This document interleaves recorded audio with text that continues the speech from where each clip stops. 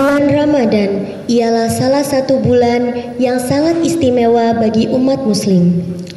Berbeda dengan bulan-bulan yang lain, pada bulan ini umat muslim berlomba-lomba dalam kebaikan, seperti memperbanyak amal, ibadah, dan lain sebagainya. Di 10 hari terakhir ini, marilah kita menjemput malam Lailatul Qadar dengan keadaan diri dan hati yang semakin menjadi baik.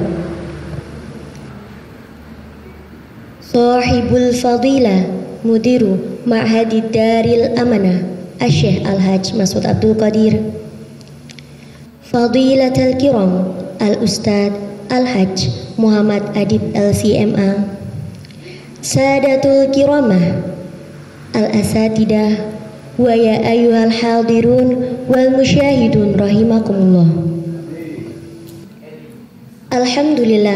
Alhamdulillahi rabbil alamin, wa bihi nasta'in wa ala umuri dunya waddin, wassalatu wassalamu ala asyrafil anbiya'i wal mursalin wa ala alihi wa sahbihi ajmain.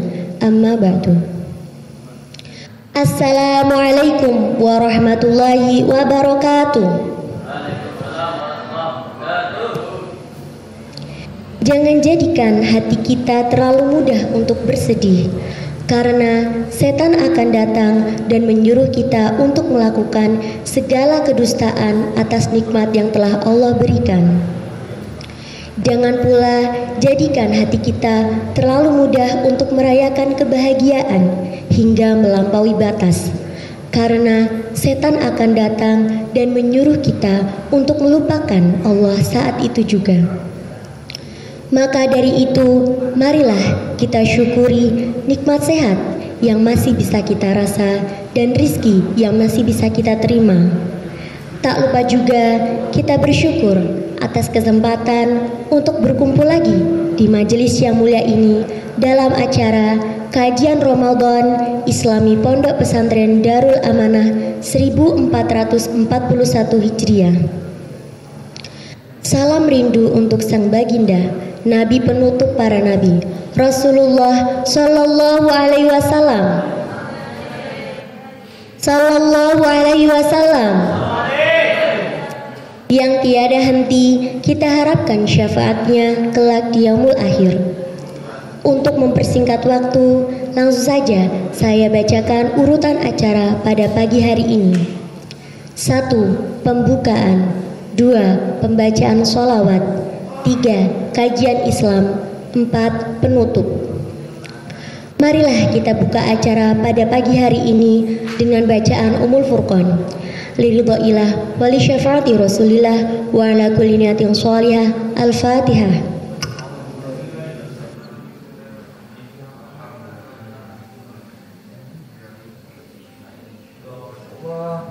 Amin, amin ya rabbal alamin. Acara selanjutnya adalah pembacaan sholawat yang akan dibacakan oleh Ustadz Mi'raj Al-Arashi. Kepadanya kami persilahkan.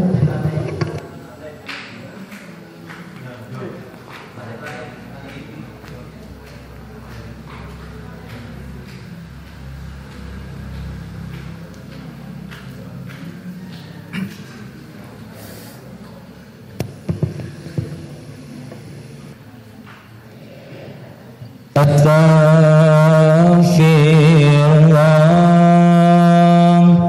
Rabbal baraya, astaghfirullah minal khataya, Rabbi zidni ilman nafi'an wa wafiqni amalan salihan. Astaghfirullah Rabbal baraya,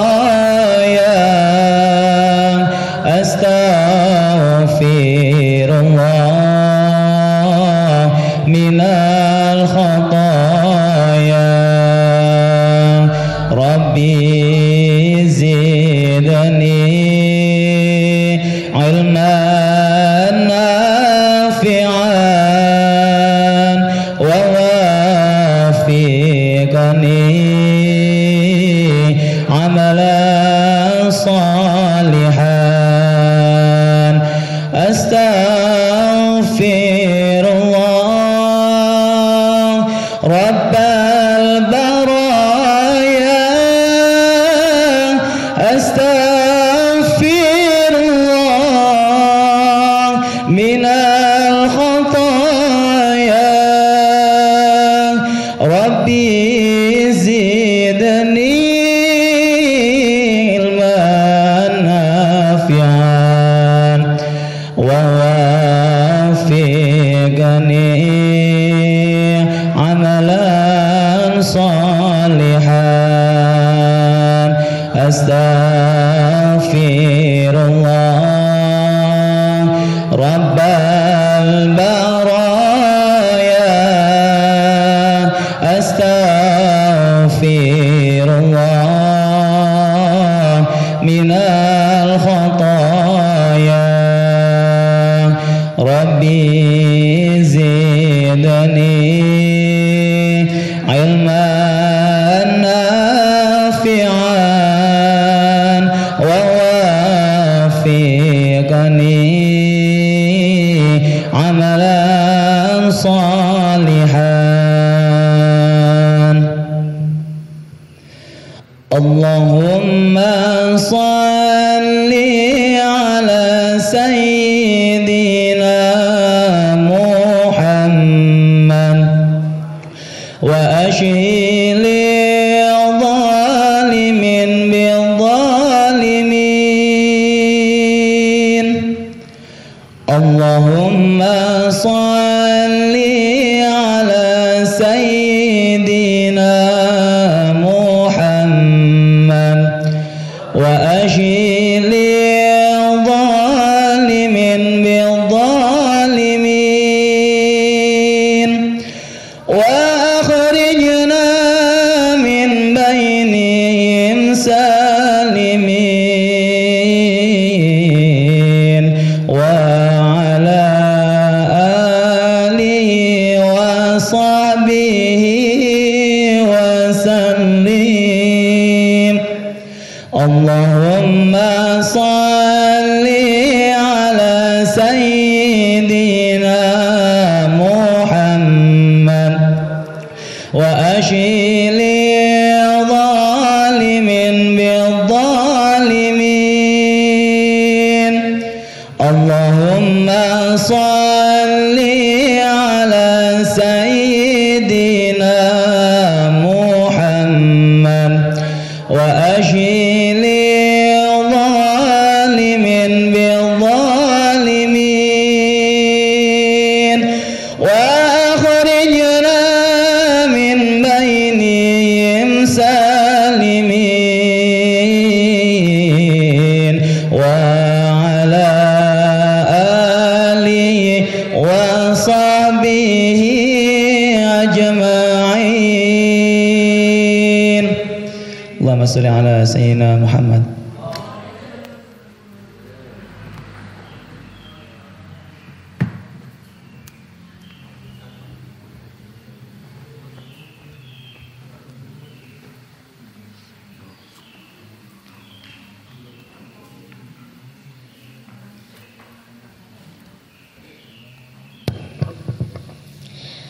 Alaika sallallahu Muhammad, salam kemuliaan bagimu.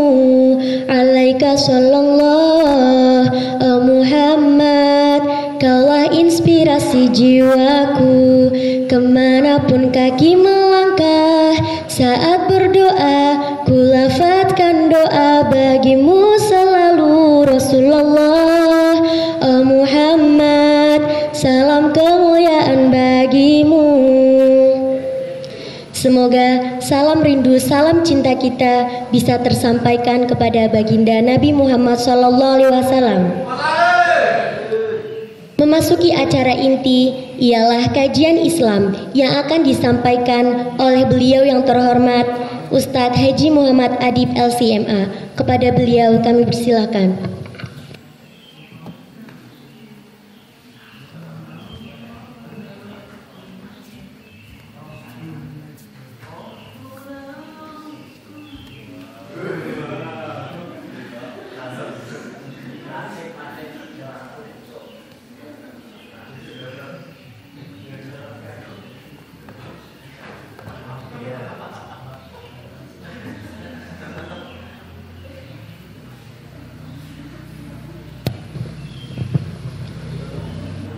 Bismillahirrahmanirrahim. Assalamualaikum warahmatullahi wabarakatuh.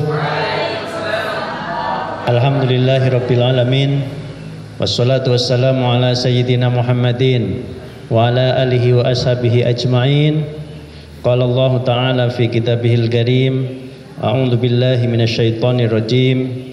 Syahrul Ramadan alladzi unzila fihil Qur'an hudal linnasi wa bayyinatin minal huda wal furqan. Faman syahida minkum syahra falyasum faman kana maridun aw ala safarin fa'iddatun min ayyamin ukhar yuridullahu bikumul yusra wa la yuridu bikumul us walitukmilul iddata walitukabbirullaha ala ma hadakum wa la'allakum tashkurun.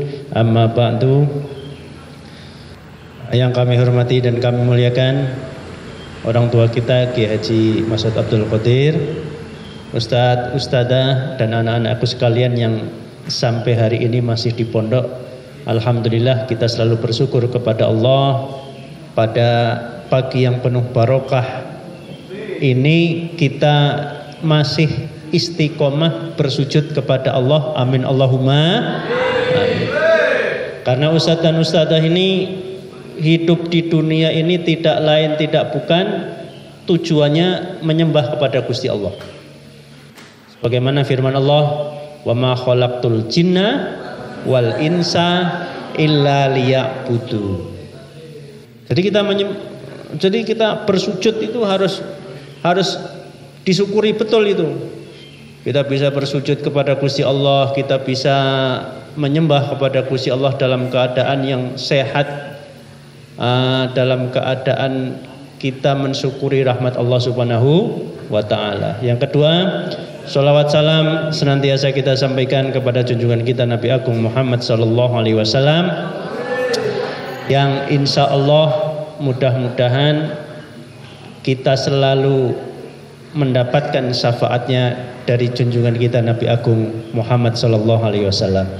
Ustadz, Ustadzah, anak-anakku sekalian, santri putra santri putri yang ada di rumah, ini penontonnya berapa ini? Viewernya berapa viewernya? 1 juta dikurangi 990. Wah, cuma ya mudah-mudahan ini penonton Darul Amanah TV banyak nih.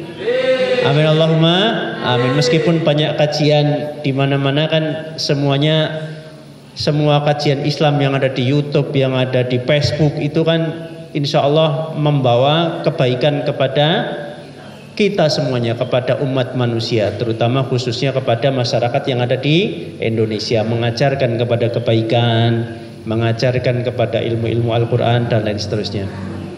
Ustadz, Ustadzah dan anak-anakku sekalian santri semuanya, pada pagi hari ini kita insya Allah akan sedikit belajar dari buku yang dipelajari di pondok kita. Ini bisa disenter ini, bahwa di pondok kita santri kelas 6 itu mempelajari buku Ulumul Quran, yaitu judulnya Mabahis fi Ulumil Quran, penyusunnya Manaul Qoton. Ustadz bisa dilihat halaman 334 sampai 350-an. Di situ judulnya At-Tafsiru fi Ahdin Nabi sallallahu alaihi wasallam wa ashabihi. Apa Ustazah? At-Tafsiru fi Ahdin Nabi sallallahu alaihi wasallam wa ashabihi. Jadi tafsir di masa periode Rasul dan para sahabatnya. Nah, oke. Jadi Ustadz, tanggal 17 kemarin itu kan kita sudah sama-sama kita mengikuti atau memperingati nuzulul Quran. Al-Quran itu biittifaqil ulama, kesepakatan ulama, diturunkan oleh Allah. Waktunya kapan Ustadz?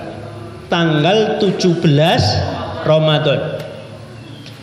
Terus di buku-buku ulumul Quran seperti ini, jadi nuzulul Quran itu paling tidak ada dua periode. Periode yang pertama disebut nuzulul Quran jumlatan. Jadi Al-Quran itu diturunkan sekaligus minallah summa ila samai summa ila Jibril hada marrotan wahidatan, bimakna jumlatan wahidatan. Jumlatan wahidatan itu 30 juz dah. Periode yang kedua Al-Quran itu diturunkan minas samai summa ila rasulillahi salasah wa isrina sanatan. Itu periode yang kedua. Di dalam ulumul Quran itu disebut nuzulul Quran mufarraqon ay munajjaman. Jadi turunnya Al-Quran berangsur-angsur dari langit, kemudian dibawa perantara oleh malaikat Jibril kepada Rasul Muhammad sallallahu alaihi wasallam. Itu berapa tahun dah? 23 tahun. Jadi semua Al-Quran itu satu saja harus melalui perantara malaikat Jibril. Tidak ada Al-Quran yang tidak melalui perantara malaikat Jibril. Kalau hadis itu tidak melalui perantara malaikat Jibril. Jadi Quran dan hadis itu sama-sama wahyu. Bedanya kalau Al-Quran melalui perantara malaikat Jibril, kalau hadis itu laisa biwasitoti Jibril alaihi salam. Jadi turunnya itu bisa dengan mubasaratan ila qalbin Nabi sallallahu alaihi wasallam. Wahyu tetapi langsung dari Allah disampaikan kepada hatinya Rasul sallallahu alaihi wasallam. Tapi kalau Al-Quran antara Rasul dengan Jibril itu saling memperdengarkan. Gampangannya kalau di pondok nganulah, kalau di pondok takrir lah, takrir anak Jamiatul Tahfidz, kemudian takrir sama Ustadz Aska yang alhamdulillah huwa hafid, Ustadz Ainul Aska al-hafid, hafid arba'atu ajza faqat. Ustadz Fauzan huwa al-hafid al-hakiki. Ustadzah Ana Rizka sudah berapa dah? 32 juz. Ya, Ustadzah siapa lagi yang hafid ini, yang hafidhah? Ustadzah Epi. Alhamdulillah. Itu manusia-manusia hafid yang seperti Ustadz Aska, Ustadzah Ana Rizka itu insya Allah nanti sampai ke liang kuburnya Al-Qur'annya selalu dibawa. Amin Allahumma amin. Kalau orang-orang seperti kita yang tidak hafid ini, kalau tidak bawa Al-Qur'an ini kan kita tidak bisa hidup ini. Jadi orang seperti kita itu disebut al-hifdzu fis suduri. Kalau Ustadz Aska ini disebut kalau orang seperti kita itu disebut al-hifdzu alal kitabati. Kalau orang seperti Ustadz Aska itu disebut al-hifdzu fis suduri. Jadi mereka menjaga Al-Quran di dalam hatinya. Kalau kita itu kan disebut menjaga Al-Quran alal kitabah. Kalau melihat buku, kalau bukunya ditinggal lupa mesti. Betul apa betul? Yang sepele saja. Watini wazaituni waturi sinina wa hadzal baladil amin, sama wal asri innal insa itu kan mubang nggak ketemu kadang. Apalagi yang fatalaqa adamu min rabbi kalimatin fataba alaina wa pokoknya mubang nggak ketemu nggak hatam. Oleh sebab itu Ustaz, Al-Quran itu sejak diturunkan 1500 tahun yang lalu sampai hari ini tetap sebagai mukjizat. Tetap sebagai mukjizat. Disebut mukjizat al-aqli, mukjizatul aqliyah. Apa Ustaz ya? Mukjizatul aqliyah. Kalau mukjizat nabi-nabi sebelum Rasul sallallahu alaihi wasallam itu disebut mukjizatul hissiyah. Mukjizat hissiyah itu artinya mukjizat yang bisa diraba dengan panca indera. Itu disebut mukjizat hissiyah. Kalau mukjizat Al-Quran itu mukjizat akliyah, mukjizat yang bisa diterima dengan akal dan sebagai hidayah sejak turunnya sampai hari kiamat nanti. Sebagai pembimbing umat manusia menggunakan akalnya dalam memahami Al-Quran. Itu disebut mukjizat akliyah. Fahim sampai sini ya? Nah, Ustadz-ustadzah, jadi namanya tafsir yang kita pelajari itu, tafsir yang ada di pondok, yang di pondok itu tafsir apa saja coba? Ada namanya tafsir Madrosi, itu yang kelas 1 sama 2 TM itu disebut tafsir Madrosi. Mulai kelas 4 sampai kelas 6 itu disebut tafsir Al-Munir. Tapi ringkasannya tafsir Al-Munir. Kalau ngaji malam itu ada tafsir Al-Ibris. Kalau tingkatannya lebih tinggi lagi ada tafsir Jalalain. Ada tafsir-tafsir yang populer, tafsir paling populer yang diakui oleh ulama itu disebut namanya tafsir At-Tabari. Tafsir At-Tabari. Kenapa kok disebut At-Tabari? Tabari itu nama penyusun kitabnya. Disebut Al-Imam Abu Ja'far At-Tabari kalau tidak salah nama lengkapnya. Terus ada tafsir Ibnu Katsir. Kalau versi Indonesia ada namanya tafsir Buya Hamka. Sekarang mufasir Indonesia yang masih hidup, Allahu yahfaduhu, adalah tafsir karya Profesor Quraisy Shihab, disebut tafsir Al-Misbah. Apa dah? Tafsir Al-Misbah. Al-Misbah itu apa dah? Lampu. Jadi kalau diterjemahkan apa? Kitab tafsir bagaikan lampu yang menerangi umat manusia. Tujuannya seperti itu. Jadi nanti kalau ustadzah membuat tafsir disebut tafsir Al-Utlah, disusun di waktu liburan musim corona. Satu ayat saja, satu surah saja. Tafsir Qul Huwallahu Ahad, disusun oleh Ustadz Budi Purnomo. Lek, nah sampean kok ngajine Qul Huwai lek.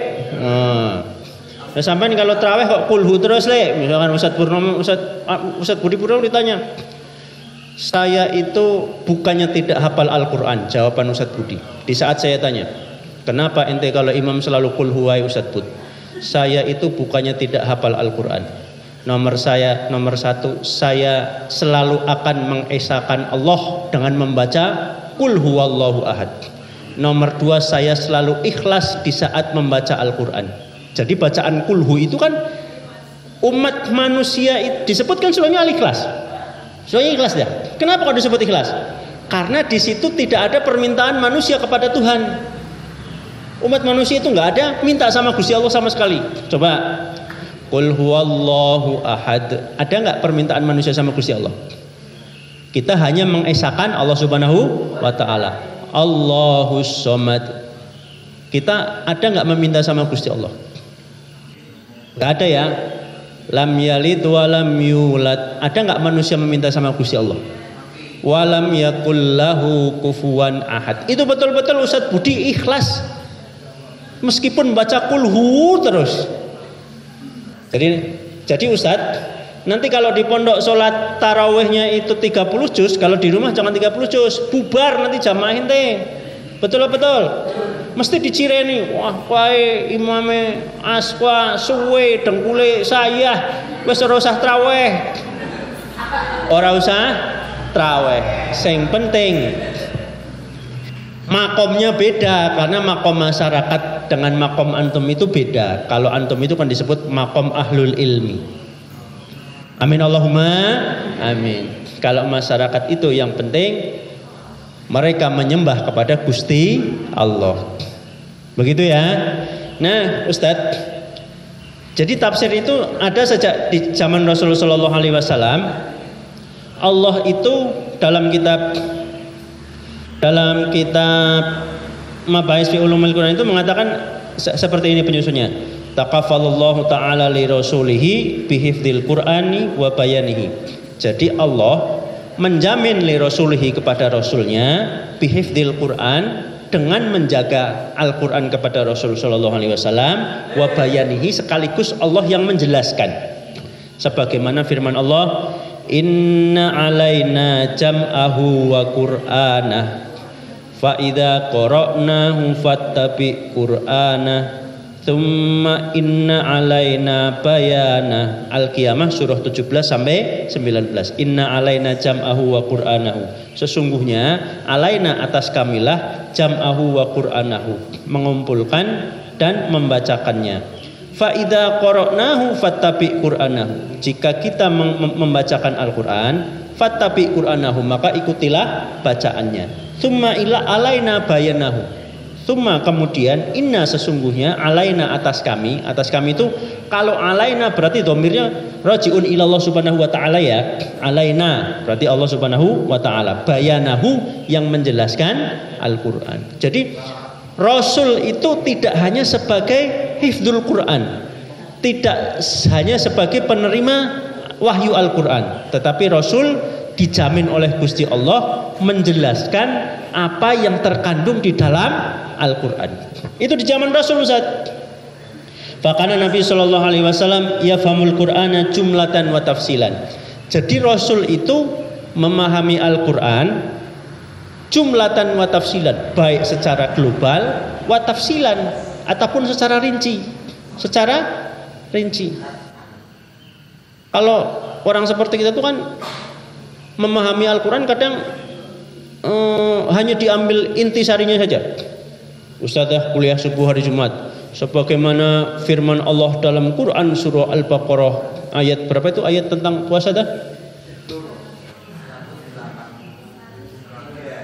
Ayat Al-Quran, ayat puasa 183 yang artinya kurang lebih. Artinya kurang lebih. Hai orang-orang yang beriman, yang tidak beriman tidak hai. Nah, kan? Ente kan seperti itu. Jadi kalau Rasulullah tidak jumlatan wa tafsilan. Jadi dipahami secara keseluruhan dan rinci. Bahkan di dalam ulumul Quran seperti ini, Rasul itu mengajarkan kepada para sahabatnya tidak lebih dari 10 ayat. Setiap ada ayat turun, kemudian Rasul mengajarkan kepada sahabatnya tidak lebih dari 10 ayat. Setelah itu para sahabat Rasulullah itu mereka ta'allamul Quran wa 'allamu bima ta'allamu. Jadi sahabat Rasul itu ta'allamu Al-Quran, mereka belajar tentang Al-Quran, wa amalu bima ta'maluna, dan mereka mengerjakan apa yang sudah dipelajari. Mengamalkanlah, makanya Al-Quran sudah diterima dari Rasulullah, sudah dijelaskan, kemudian diamalkan oleh para sahabatnya. Itu di zaman sahabat Rasul sallallahu alaihi wasallam. Wa kana alaihi an yubayyinahu li ashabihi. Jadi Rasulullah sallallahu alaihi wasallam itu menjelaskan kepada para sahabatnya sebagaimana firman Allah, wa anzalna ilaika dzikra litubayyana lin-nasi ma nazzala ilaihim wa la'allahum yatafakkarun. Wa kana sahabatu radhiyallahu anhum yafhamuna al-Qur'an kadzalika li'annahu nazala bilughatihim. Demikian para sahabat Rasulullah itu juga memahami Al-Quran karena Al-Quran itu turun dengan bahasanya mereka. Li'annahu nazala bilughatihim. Jadi Al-Quran itu berbahasa Arab. Para sahabat juga memahami Al-Quran yang berbasiskan berbahasa Arab tersebut. Wa in kanu la yafhamuna daqaiqatan wa in kanu la yafhamuna daqaiq. Akan tetapi sahabat Rasulullah itu tidak semuanya bisa memahami Al-Quran itu daqaiq. Daqaiq itu secara detail. Yaqulu Ibnu Khaldun fi muqaddimatihi, berkata Ibnu Khaldun di dalam buku muqaddimahnya, innal Qur'ana nazala bil lughatil Arab.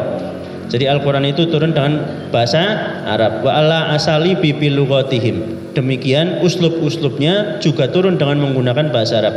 Fakanu kulluhum yafhamunahu. Maka semua sahabat itu memahami Al-Quran. Wa ya'lamuna ma'anihi fi mufradatihi wa taraqibihi. Wa ya'lamuna ma'anihi, dan para sahabat itu mengetahui arti-artinya fi mufradatihi, baik dari segi mufradat, wa taraqibihi ataupun susunan kalimatnya. Walakinnahum ma'ahada kanu yatafawatuna fil fahmi. Akan tetapi para sahabat itu berbeda dalam memahami Al-Quran. Yatafawat itu artinya berbeda antara satu sahabat dengan sahabat yang lain.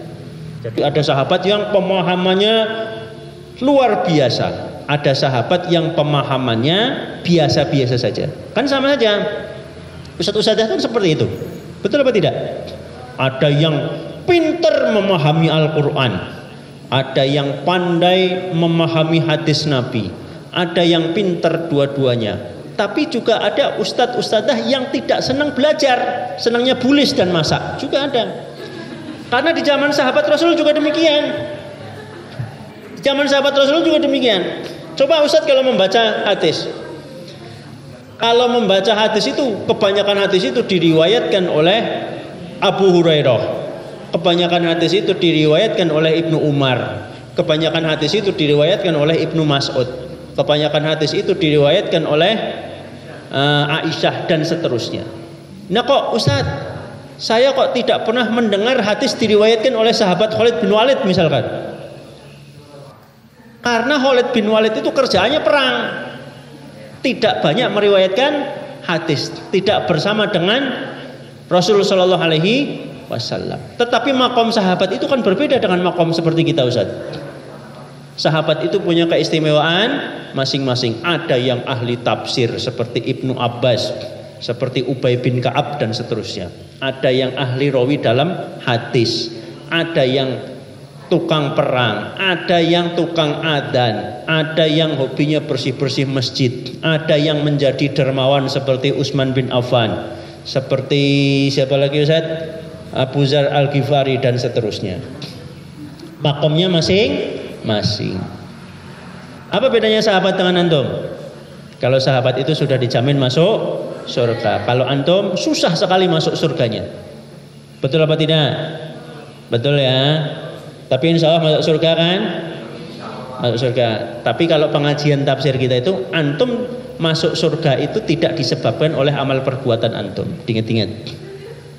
Amal perbuatan itu tidak menjadikan antum masuk surga. Tetapi antum masuk surga disebabkan fadlun wa rahmatun minallah subhanahu wa ta'ala. Sebagaimana firman Allah, dzalika fadlullahi yu'tihi may yasha wallahu dzul fadlil azim. Jadi antum masuk surga itu berdasarkan fadilahnya dan rahmatnya Allah Subhanahu wa taala. Begitu Ustaz. Terus saya lanjutkan. Tadi ya, kuncinya para sahabat itu berbeda dalam memahami Al-Qur'an. Dah, kuncinya seperti itu. Tetapi mereka secara umum paham tentang Al-Qur'an. Karena Al-Qur'an itu menggunakan bahasa Arab. Akhraja Abu Ubaidah fil Fadaili an Anasin, diriwayatkan oleh Abu Ubaidah dari sahabat Anas, anna Umar bin Khattab qara'a 'alal minbari wa faqihata wa abak. Jadi suatu ketika Umar bin Khattab itu membaca Al-Qur'an, ayatnya wa faqihata wa abba. Apa Ustaz?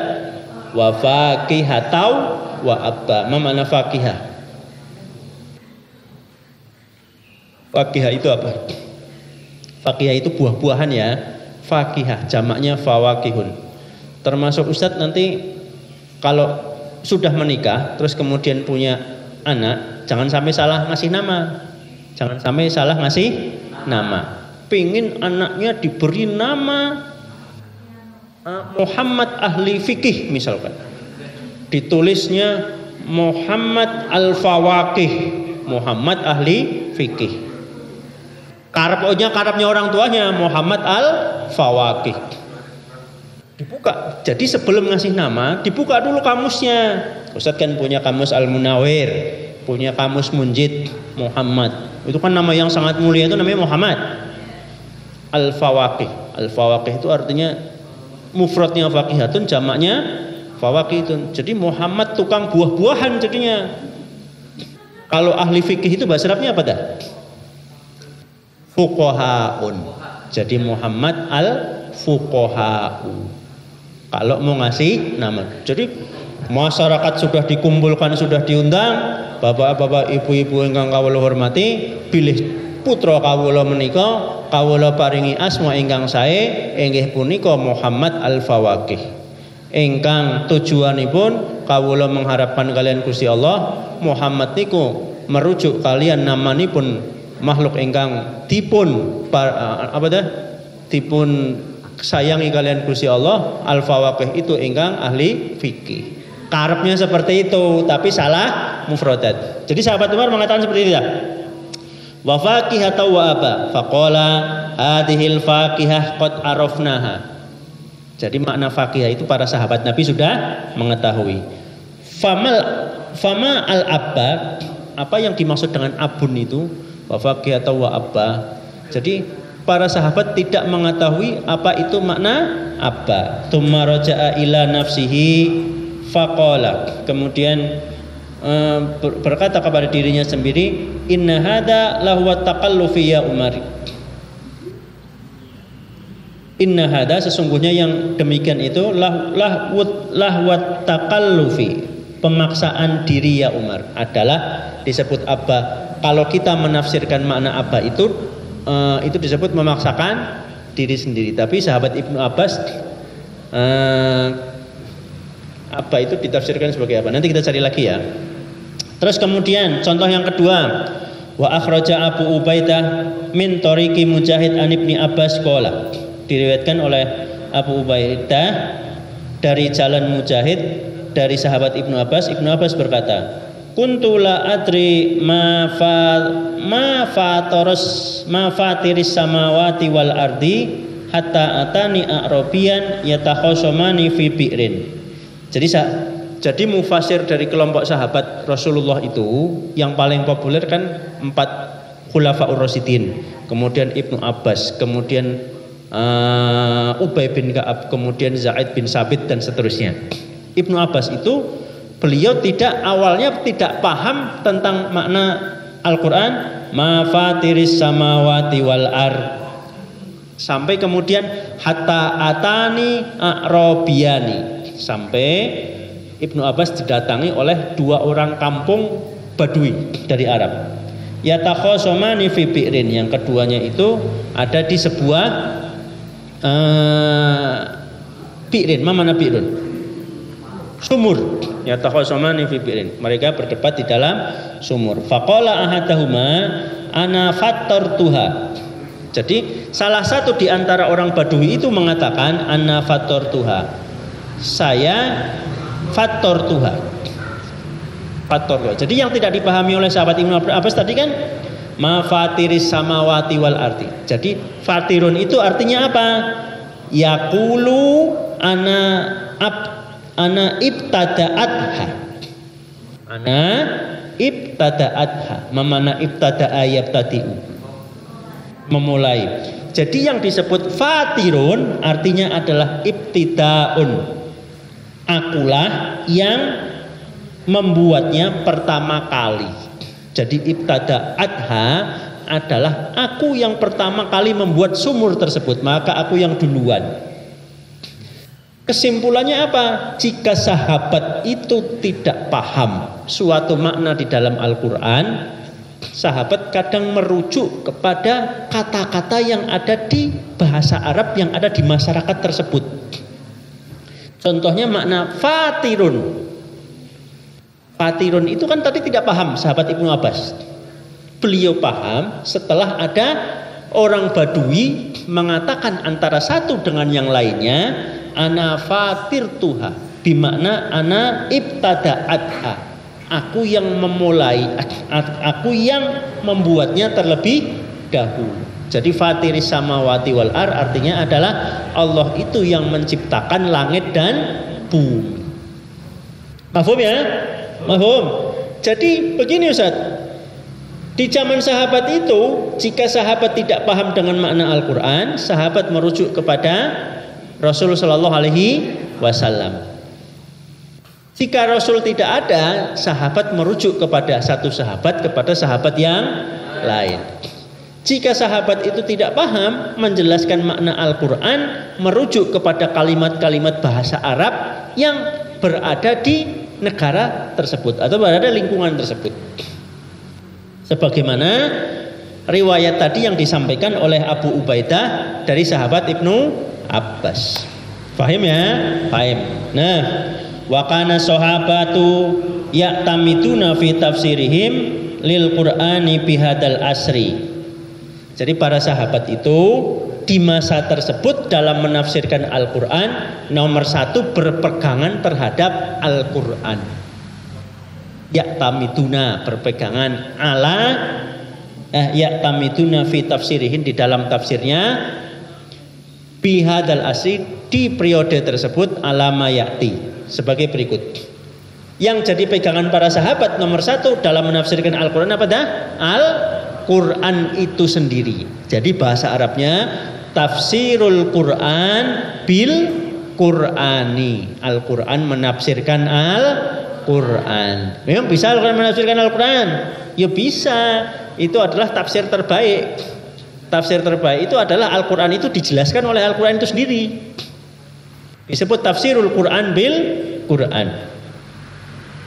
Fama ja'a mujmalan fi maudhi'in ja'a mubayyinan fi maudhi'in akhar. Jika ada ayat yang mujmal itu bersifat global, mau fi maudhi'in, di dalam suatu tema, ja'a mubayyinan fi maudhi'in akhar, maka ayat yang global itu akan dijelaskan di tempat yang lain.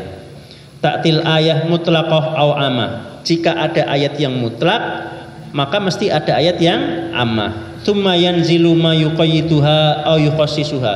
Maka di dalam Al-Qur'an itu ada ayat yang muqayyad dan ada yang yukhassisuha, juga ada yang tahsis. Wa hadha huwal ladzi ba'dul mawadi' wa masaha fi mawadi'in akhar. Wa qauluhu ta'ala. Contohnya Ustaz, contohnya tafsirul Quran bil Quran. Di zaman ini di periode sahabat loh ya, di periode sahabat. Misalkan firman Allah bunyinya begini, Ustaz. Uhillat lakum bahimatul an'ami illa ma yutsla alaikum. Surah berapa? Al-Ustaz Al-Aska Al-Hafid Salasat arba'atu ajza. Uhillat lakum bahimatul an'ami illa ma yutsla alaikum. Surah berapa Ustaz Anariska? Al-Maidah. Surah berapa? Al-Maidah ayat ke-1. Al-Maidah itu artinya apa Ustazah Zulia? Al-Maidah itu artinya ta'am. Maidatun itu artinya hidangan. Kok disebut surahnya Al-Maidah? Disebut surahnya Al-Maidah karena dulu pengikutnya Nabi Isa itu meminta diturunkan hidangan dari langit. Jadi pengikutnya Nabi Isa itu kan disebut al-hawariyuna, meminta kalau engkau memang betul-betul seorang nabi wahai Isa, maka buktikan kenabianmu itu dengan cara menurunkan hidangan dari langit. Diberi enggak oleh Gusti Allah? Diberi. Maka suratnya disebut surah Al-Maidah. Kalau di negara Arab itu di bulan puasa seperti ini biasanya masjid-masjid itu mengadakan namanya Maidatur Rahman. Apa dah? Maidatur Rahman, hidangan Ar-Rahman yang berasal dari Gusti Allah. Hidangan yang berasal dari Gusti Allah. Itu disebut Maidatur Rahman.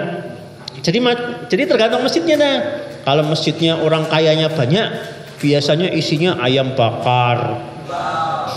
Ayam bakar itu tidak seperti orang Indonesia. Orang Indonesia kalau makan ayam ya paha bawah aja cukup.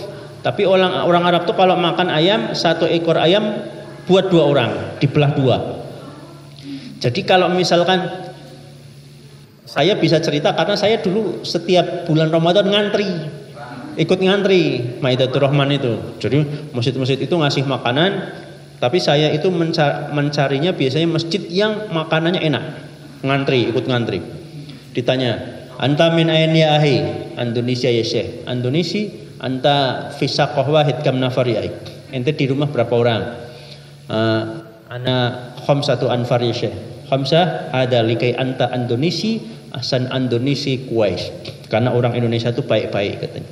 Jadi orang Arab itu lebih senang ngasih makan ke mahasiswa Indonesia. Kenapa? Karena mereka yakin syekhnya itu kalau orang Indonesia itu puasa. Nomor 1 puasa, nomor 2 fitolabil ilmi, nomor 3 fisabilillah. Jadi ganjarannya itu berlipat-lipat. Nah kalau orang yang ngantri tapi nggak puasa itu kan yang ngasihan eman-eman udah ya, orang nggak puasa kok minta buka puasa. Jadi kalau ada anak Indonesia ngantri, Indonesia tafadhol ya ahi, tafadhol. Jadi buka puasa pakai namanya Maidatur Rahman. Nah, Saya tadi Ustazah pengen menjelaskan tafsirul Quran bil Quran. Contohnya surah Al-Maidah ayat 1, ukhillat lakum bahimatul an'ami illa ma yusla alaikum. Ukhillat lakum, dihalalkan atas kalian bahimatul an'ami, binatang ternak, illa ma yusla alaikum, kecuali yang tidak disebutkan atas kalian. Jadi ayat ini itu kan sifatnya masih umum.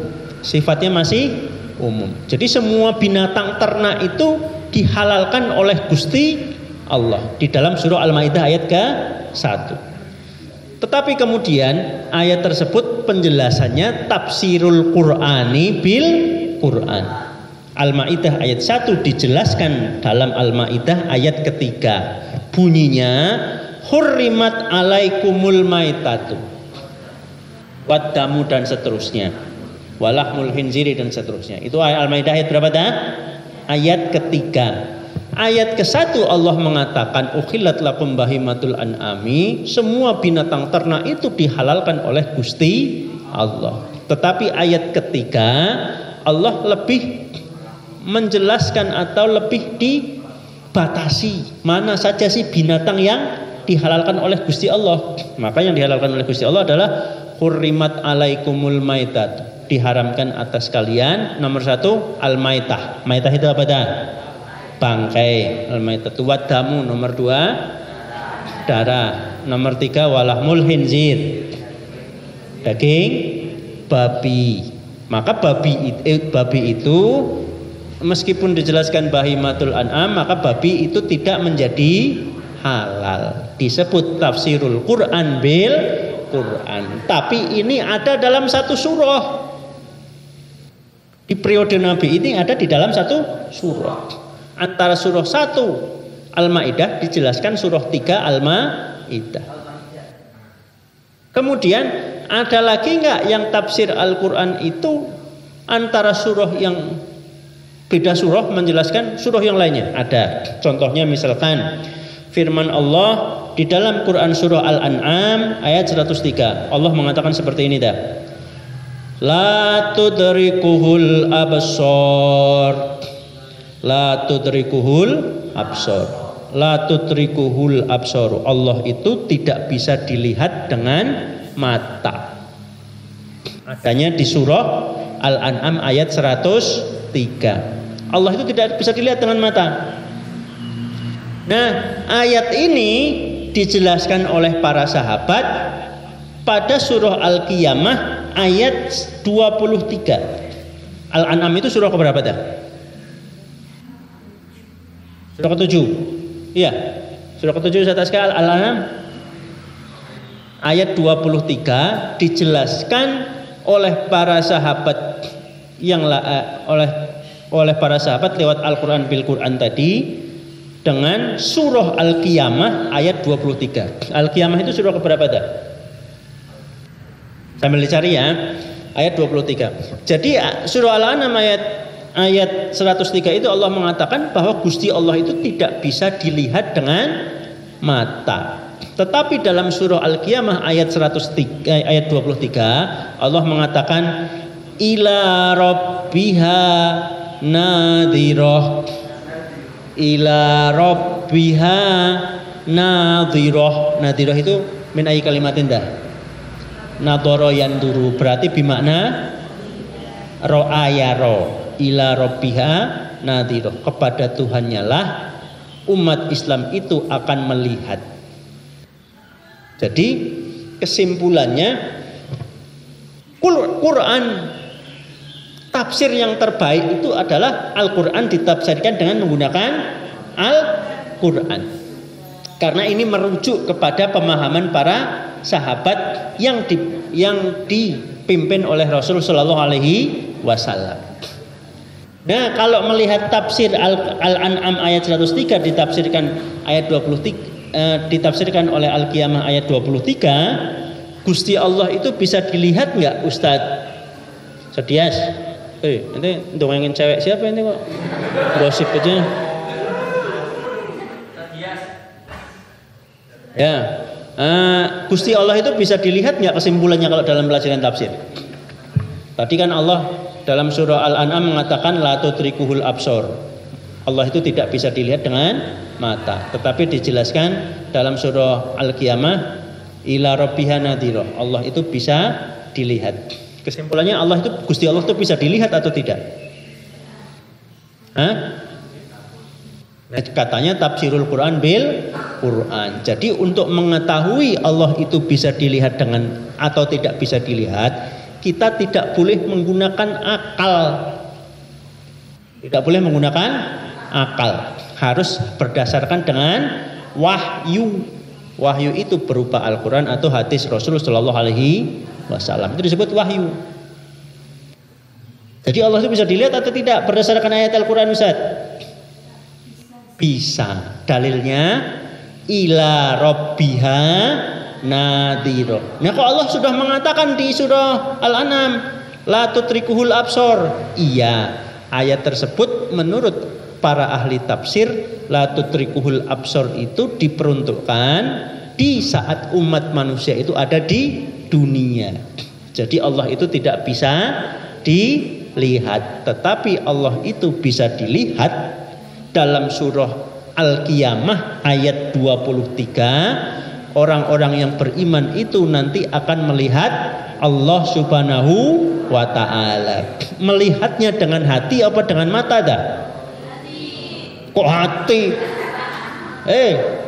Namanya nadoro yang duru itu bil qalbi atau bil aini? Misalkan Ustadz yang senior saja, contohnya Ustadz yang senior, Budi. Ro'ai ana anduru al-mar'ah al-jamilah fi maskani al-mustafa. Bimakna Ustadz Budi itu anduru ilal mar'ah al-jamilah bil ain atau bil qalbi. Bil aini. An-nadharu hada bil aini laisa bil qalbi.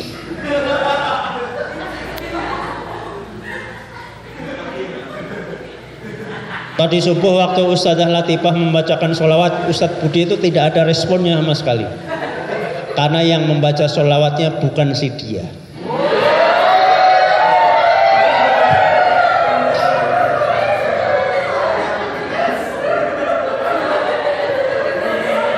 Ustadz Budi itu cukup dibacakan sholawatnya itu oleh si dia sebelum tidur malam. Direkam lewat WA kemudian disampaikan. Mamas Budi. Mamas Budi. Panggilannya nggak keren sekali ya. Kalau orang Sunda itu kan kan bilangnya AA. Kalau orang Betawi bilangnya abang. Kalau orang Jawa bilangnya mamas. Kalau anak pondokan yang pecinya mereng begini bilangnya Kang. Memang mesra panggilan Kang itu. Mesra. Kang sampan wis madang gorong Kang. Mau sok pacaran sampan wis madang gorong Kang. Kalau anak pondokan itu ya pacarannya ya tentang tafsir Al-Qur'an. Kang, sebenarnya Gusti Allah itu bisa dilihat enggak Kang gitu. Kira-kira Gusti Allah itu nanti di hari kiamat akan melihat kita enggak Kang gitu. Itu anak pacarannya anak pondokan. Yang dipikirkan itu masalah ibadah kepada Gusti Allah terus. Jangan gombal seperti bukan anak pondokan. Gitu ya. Nah, dari tafsir Al-Qur'an bil Qur'an yang tadi, kesimpulannya Allah Subhanahu wa taala itu bisa dilihat, tetapi waktunya nanti di hari kiamat. An-nadharu ilallah laisa bil qalbi wa innama bil aini. Li'anna Allaha huwa yaqulu fi lafdhihi fil Qur'anil Karim ila rabbiha nadhira. Nadhira bimakna nadhara yanduru bil aini. Jadi di saat antum itu insyaallah nanti masuk surga Ustaz dan Ustazah, antum itu tidak akan bahagia. Ya bahagia sih. Diberi kenikmatan oleh Gusti Allah berupa jannatin tajri min tahtihal anhari. Ada makanan yang beraneka ragam makanan, ada bidadari dan lain sebagainya. Itu ya bahagia, tapi lebih bahagia lagi di saat antum bisa melihat zatnya Allah Subhanahu wa ta'ala. Sebagaimana kalau kita baca tiba itu kan bunyinya begini, faman kana yarju liqa'a rabbih falyamal amalan sholiha wala yusyrik bi ibadati rabbih ahada. Kalau antum baca tibaan kan seperti itu kan. Nah, faman kana yarju liqa'a rabbih, siapa saja yang ingin berjumpa dengan Allah Subhanahu wa taala, falyamal amalan sholihan. Syaratnya untuk apa dah? Supaya banyak beramal soleh. Wala yusyrik bi ibadati rabbih ahada, dan jangan sekali-kali kita menyekutukan Allah Subhanahu wa taala. Itu nanti syaratnya kita berjumpa dengan Allah Subhanahu wa ta'ala. Demikian Ustaz. Nah, bagian yang kedua, periode Al-Quran di zaman sahabat ini, di zaman Rasul dan sahabat ini, yang menjadi, tadi kan bagian yang pertama yang menjadi, yang sumber tafsirnya itu kan Al-Quran. Al-Quran ditafsirkan dengan Al-Quran. Contohnya masih banyak dah ya. Ini contohnya 2 aja. Nanti kalau kebanyakan YouTube-nya nggak kuat nanti. Kalau satu buku ini dibaca nanti nggak ada yang nonton YouTube-nya. Kalau ceramah di YouTube itu kan yang penting pendek, jangan panjang-panjang. Nah, namanya Darul Amanah TV itu penontonnya menurut survei yang saya lakukan lebih senang nonton ustadzah MC-nya daripada nonton penceramahnya. Saya ini sudah nggak ditonton di YouTube ini. Jadi anak santri itu lebih senang nonton Latipe, lebih senang nonton Ida, lebih senang nonton Ustadzah Lia Izal, dan ustadzah-ustadzah itu lebih banyak ditonton oleh santri-santrinya itu. Jadi penceramah utamanya ini kalau sudah naik ke meja sudah bubar, lab satu-satu, tinggal satu itu tinggal Ustadz Amirul Mukminin yang nyoteng. Begitu Ustaz. Nah, yang bagian kedua, Al-Quran itu dijelaskan oleh Nabi Sallallahu Alaihi Wasallam. Karena Nabi itu tadi kan Nabi Sallallahu Alaihi Wasallam itu diberi tugas oleh Gusti Allah, summa inna alaina bayanahu. Al-Quran dijelaskan oleh Nabi, tetapi Nabi itu penjelasannya bersumber dari Allah Subhanahu wa ta'ala. Nabi itu kedudukannya fahuwa al-mubayyin lil Qur'ani, sebagai penjelas untuk Al-Quran. Wa kana sahabatu yarji'una ilaihi idza askala alaihim fahum ayatan minal ayati.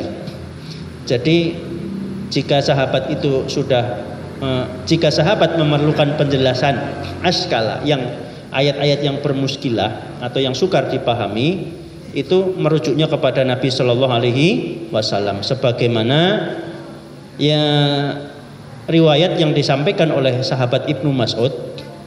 Qala, berkata Ibnu Mas'ud, lamma nazilat hadhil ayah, di saat turunnya ayat ini, alladzina amanu wa lam yalbasu imanahum bidzulmin.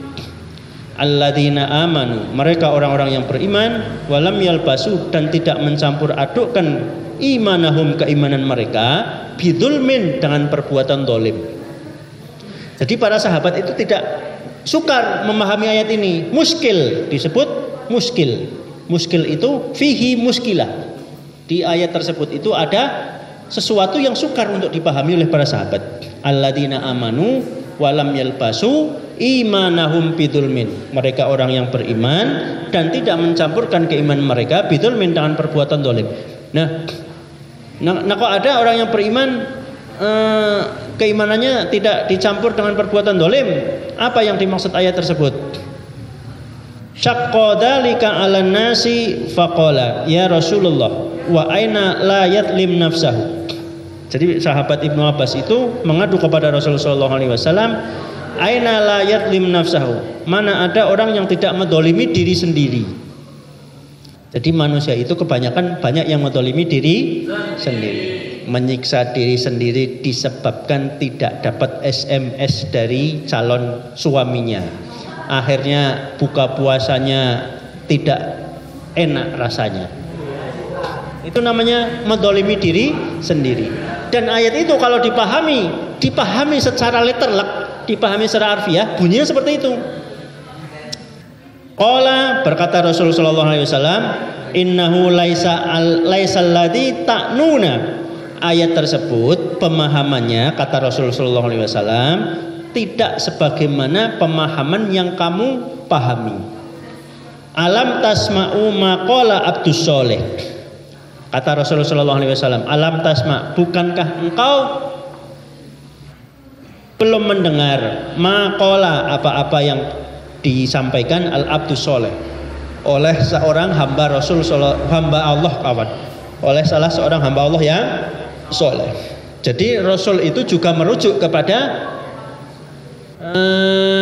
perkataan orang-orang soleh yang terdahulu. Abdus Soleh di dalam Al-Quran itu siapa dah? Ada orang soleh yang dia itu bukan nabi, siapa di dalam Al-Quran? Luqman, betul. Itu siapa yang jawab itu? Ya. Jadi namanya Luqman itu dia bukan seorang nabi tetapi disebut Abdus Soleh, hamba Allah yang soleh. Jadi apa yang disampaikan oleh Luqman di dalam ayat Al-Qur'annya, dia mengatakan seperti ini. Innasyirka ladulmun adzim. Innasyirka ladulmun adzim. Sesungguhnya asyirka, perbuatan syirik itu, ladulmun, betul-betul perbuatan dolim, adzim, yang sangat besar. Jadi yang disebut penjelasan dari ayat alladzina amanu wa lam yalbasu imanahum bidzulmin, bukan seorang iman itu kemudian mendolimi diri sendiri. Itu orang yang beriman tidak yang seperti itu, tetapi yang orang yang beriman yang benar-benar adalah innasyirka ladulmun adzim. Jadi orang yang beriman yang betul-betul mereka yang tidak melakukan perbuatan syirik. Artinya ayat di atas itu dijelaskan oleh sabda Nabi dengan penjelasan riwayat yang berasal dari Nabi Shallallahu Alaihi Wasallam. Ayat alladzina amanu wa lam yalbasu imanahum bidzulmin dijelaskan dengan dengan sabdanya Nabi yang merujuk kepada Al-Qur'an, bunyinya innasyirka ladzulmun adzim. Perbuatan dolim yang sangat nyata itu adalah perbuatan syirik, bukan orang yang mendolimi diri sendiri. Begitu ya. Nah, itu penafsiran di zaman Rasul Shallallahu Alaihi Wasallam dan para sahabatnya. Yang ketiga, para sahabatnya itu, sahabat Rasulullah Shallallahu Alaihi Wasallam itu dalam menafsirkan Al-Quran, al-fahmu wal ijtihadu. Apa dah? Al-fahmu wal ijtihadu. Kalau al-fahmu itu apa? Pemahaman. Kalau ijtihad itu apa? Pendapat pribadi. Jadi al-fahmu itu pemahaman para sahabat, al-istihad itu pendapat pribadinya para sahabat. Jadi sumber tafsirnya itu ada 3 paling tidak ya. Ada Al-Quran bil Quran, Al-Quran bi qaulin Nabi, Al-Quran bil fahmi wa bil istihadi min ashabi Rasulullah sallallahu alaihi wasallam. Fakana sahabatu idan lam yajidu at-tafsir fi kitabillahi ta'ala walam yajidu say'an fi dzalika an Rasulullah sallallahu alaihi wasallam. Para sahabat itu di dalam memahami Al-Qur'an, jika tidak mendapatkan sesuatu yang bersumber dari Al-Qur'an atau sesuatu bersumber dari sahabat Rasul, istahidu fil fahmi, mereka beristihad di dalam dengan menggunakan pemahaman mereka. Fa innahum man khallasal arab ya'rifunal arabiyyah. Karena para sahabat ini kan asalnya mereka berasal dari negara Arab, maka mereka memahami istihadnya mereka itu dengan menggunakan bahasa Arab yang lainnya. Wa yahsinuna fahmuha wa ya'rifuna wujuhul balaghati fiha. Dan para sahabat Rasul itu kebanyakan itu mereka memahami bahasa Arab itu dengan baik. Mereka memahami kaidah-kaidah yang ada di bahasa Arab seperti kaidah balaghah, seperti kaidah nahwu, seperti kaidah sorob, seperti kaidah amkhos, seperti kaidah muhkam, mutasyabih dan seterusnya, para sahabat itu sudah memahami, maka merujuk kepada model yang seperti itu. Wa istahara bit tafsiri minas sahabat jama'atin minhum al-khulafaul arba'ah. Jadi para sahabat yang ahli di dalam menafsirkan Al-Quran, nomor 1 al-khulafaul arba'atu. Siapa dah? Al-khulafa'u al-arba'ah, khalifah yang 4 ya. Wa Ibnu Abbas. Ibnu Abbas itu siapa? Ahli tafsir dari kalangan sahabat, ponakannya Rasul sallallahu alaihi kok ponakan? Ponakan pas pupu nih ya. Bapaknya namanya Abdullah. Abdullah itu kalau orang tuanya Rasul sallallahu alaihi wasallam namanya siapa? Namanya terus kemudian wa Ubay bin Ka'ab. Ingat-ingat ya. Ibnu Abbas, Ubay bin Ka'ab, wa Zaid bin Sabit, wa Abu Musa al-Ash'ari, wa Abdullah bin Zubair, wa Anas bin Malik, wa Abdullah bin Umar, wa Jabir bin Abdullah, wa Abdullah bin Amr bin As, wa Aisyati. Itu para ahli tafsir dari kelompok sahabat. Coba diulang lagi. Yang senior apa yang junior? Tetangga saya aja. Retno. Ahli tafsir dari kalangan sahabat. Al-Khulafa'u al-Arba'ah. Terus Ibnu Abbas, Ubay bin Ka'ab, terus Zaid bin Sabit, terus siapa lagi? Abu Musa al-Ash'ari, Abdullah bin Zubair, Anas bin Malik, Abdullah bin Amru atau Ibnu Umar, Abdullah bin Umar atau Ibnu Umar, Jabir bin Abdullah, Abdullah bin Amru bin As, dan Aisyah. Jadi Aisyah itu satu-satunya perempuan yang dianggap keilmuannya, diakui keilmuannya dan ditulis dalam kitab hadis atau dalam kitab tafsir. Nanti kalau ada ahli tafsir dari kelompok ustadzah, 1000 tahun yang akan datang antum ditulis dalam buku-buku seperti ini. Sebagaimana pendapat Retno dalam tafsirnya. Tapi bahasa Arab. Waqalat Sayyidatu Retno fi tafsiriha bi anna hadhil ayat tubayyinu lana annallaha begini. Nah, itu namanya At-Tafsir Al-Qur'anil Adim li Ustadzah Retno Al-Kebumen.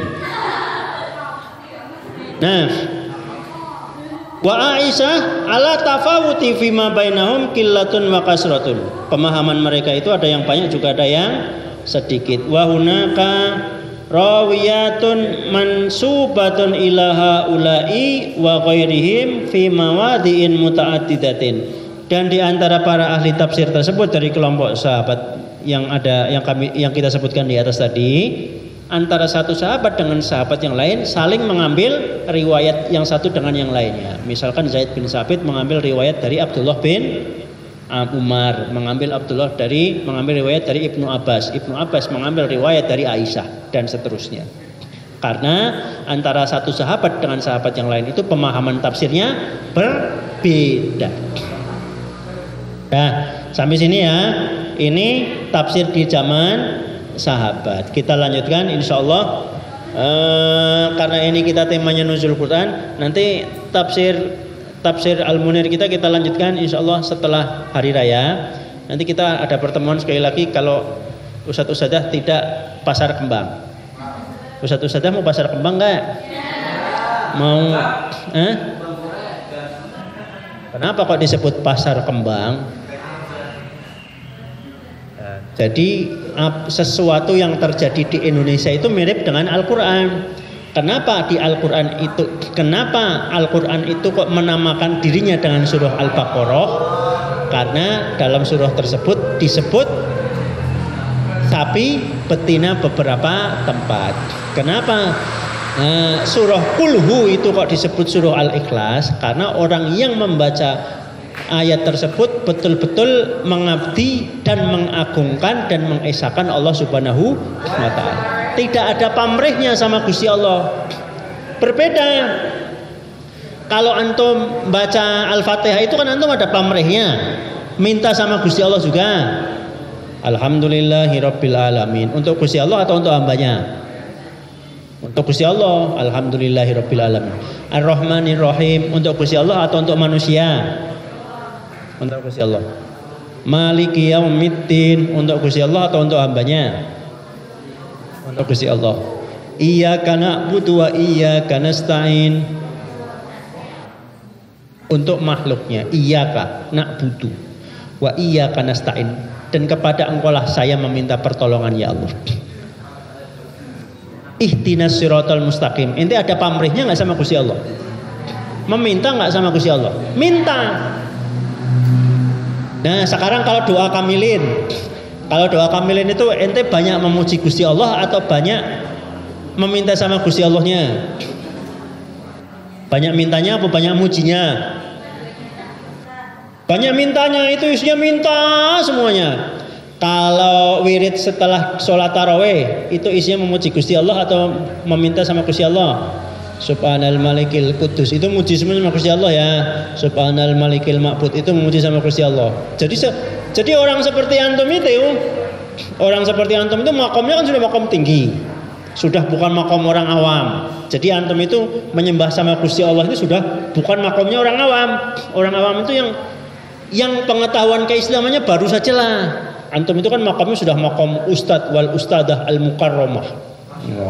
Disebut mukarram itu berarti fi maqamil a'la. Sudah makamnya tinggi. Jadi antum itu kita ini sebisa mungkin lebih banyak memuji Allah daripada memintanya. Saya pernah lihat ngajinya Gus Bah di YouTube itu. Jadi ada seorang wali, seorang manusia dia menjadi wali. Kewaliannya disebabkan dia hanya mengatakan seperti ini. Mengatakan, ya Allah, Engkau memberi makan dan hidup kepada aku, padahal Engkau tidak butuh aku ya Allah. Engkau memberi makan dan memberi kehidupan kepada aku, padahal Engkau tidak pernah butuh aku ya Allah. Jadi itu disebut gara-gara wiridannya seperti itu, maka orang tersebut menjadi wali. Wali itu kan macam-macam. Ada namanya Abu Yazid Al-Bustami, itu wiridannya merasa dirinya itu sudah tidak ada di hadapan Gusti Allah.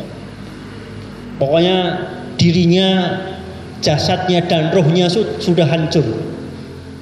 Jasadnya dan rohnya itu yang ada hanya Allah Subhanahu wa ta'ala. Itu disebut al-fana'u wal baqa'u. Manusia itu sudah fana, al-baqa' itu hanya Allah Subhanahu wa ta'ala. Maka wiridannya seperti ini. Subhani subhani ma'a'domu sya'ni. Apa dah? Subhani subhani ma'a'domu sya'ni.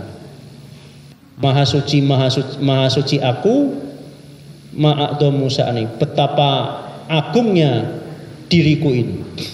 Jadi seolah-olah Abu Yazid sudah tidak ada di dalam dirinya. Yang ada hanya ada zatnya Allah Subhanahu wa ta'ala. Nanti antum kalau bulis malam jangan wiridan seperti itu ya. Lah di pojokan saban karena sudah ilmunya ketinggian, kemudian wiridannya la ilaha illa ana fa'buduni. Ente ilmunya sudah merasa tinggi akhirnya mengaku Tuhan ente. Jangan ya, karena ilmu ente belum nyampe nih. Begitu Ustaz. Kalau doa kamilin itu tadi banyak meminta kepada Gusti Allah. Coba doa kamilin salah satu redaksinya. Wa minal jannati dakhilin wa minan nari najin wa ala sariril karomati qaidin wa min hurin inin mutazawwijin wa min hurin inin dan dari bidadari surga mutazawwijina kami bisa menikahinya. Rasanya antum itu mau cepat mati dan cepat masuk surga saja. Itu bagi cowok-cowok yang tidak punya cewek alias yang jomblo. wiridannya wa min hurin inin mutazawwijina, supaya cepat mati saja dan cepat masuk surga dan bisa tidur sama bidadari. Itu wiridan orang yang frustasi itu ya. Kalau orang seperti antum kan wiridannya diberi umur yang panjang supaya bisa mengabdi dan bersujud kepada Allah Subhanahu wa taala. Kalau wiridannya jomblo tadi kan wa min hurin inin mutazawwijina. Nah, itu ya.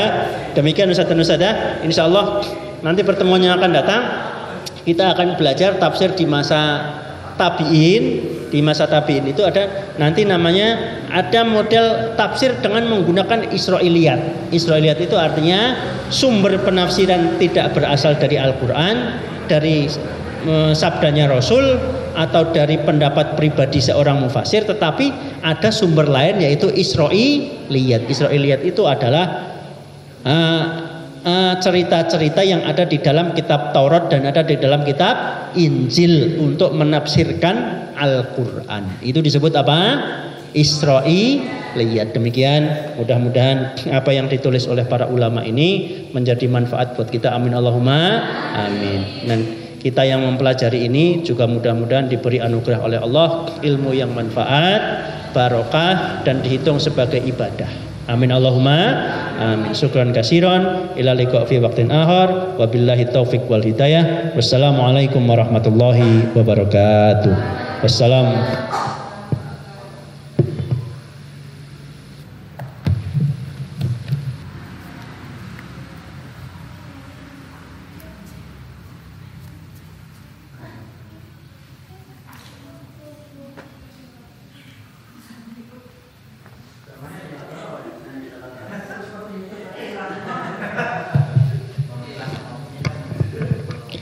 Acara yang terakhir adalah penutup.